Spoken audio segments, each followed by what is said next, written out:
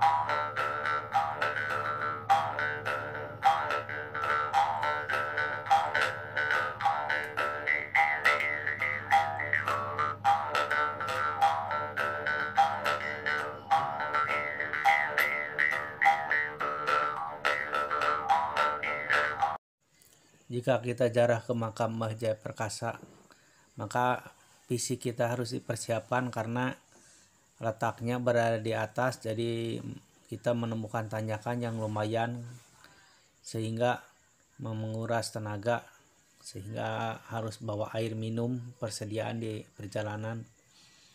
Lokasi makam Mbah Jaya Perkasa di gunung ini cukup luas, jadi hutan lindung di masuk purbakala, situs purbakala, sehingga masih terawat.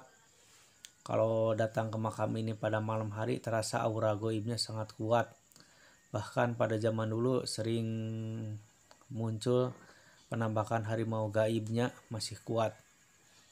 Dan di sini ada hal yang menarik, yaitu ada pantangan ketika masuk ke tempat ini, yaitu kita tidak boleh memakai pakaian batik.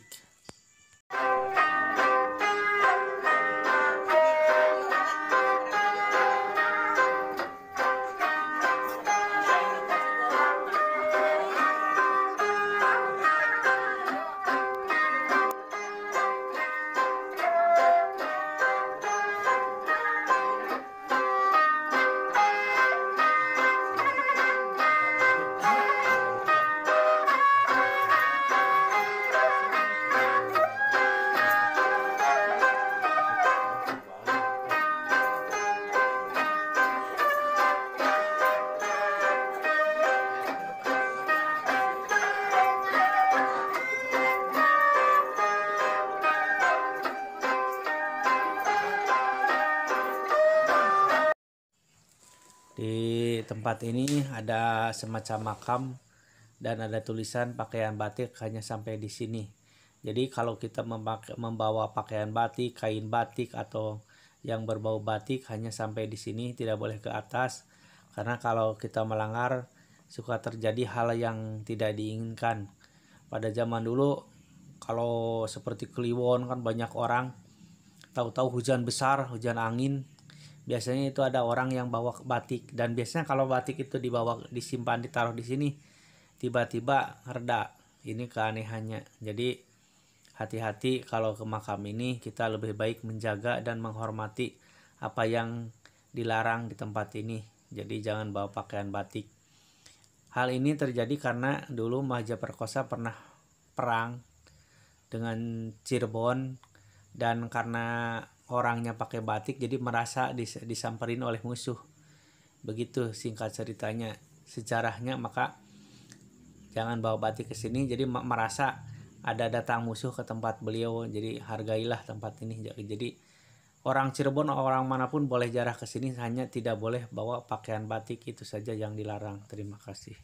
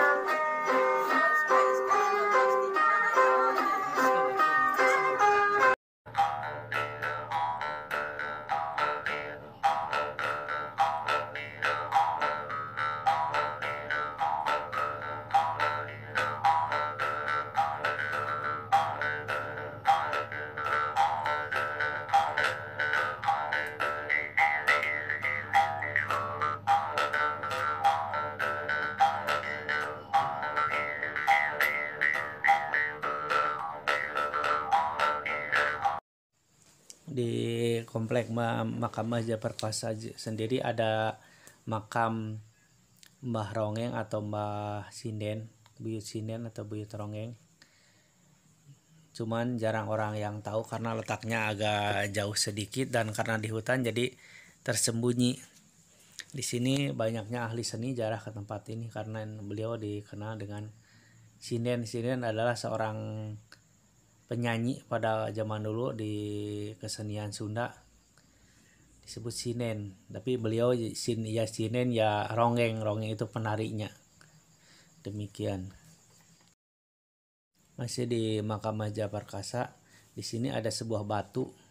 Konon menurut cerita batu ini bekas duduknya Maja Perkasa, dan jika ada orang yang bisa mengangkat sampai ke atas, ke minimal sampai dada atau ke atas dada, itu dia akan besar rezekinya, akan beruntung atau hoki. Tapi jarang orang yang bisa mengangkat ke di atas dada karena meskipun kecil nih batu ini sangat berat sekali.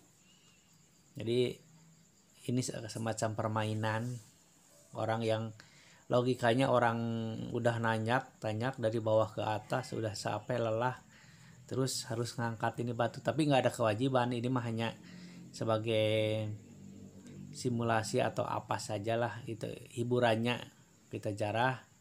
Jadi orang pada ngangkat batu ini dan jarang orang yang bisa ngangkat sampai dada. Aneh karena batu ini berat. Ada yang ringan, ada yang berat, tergantung orangnya atau milik orang tersebut. Demikian.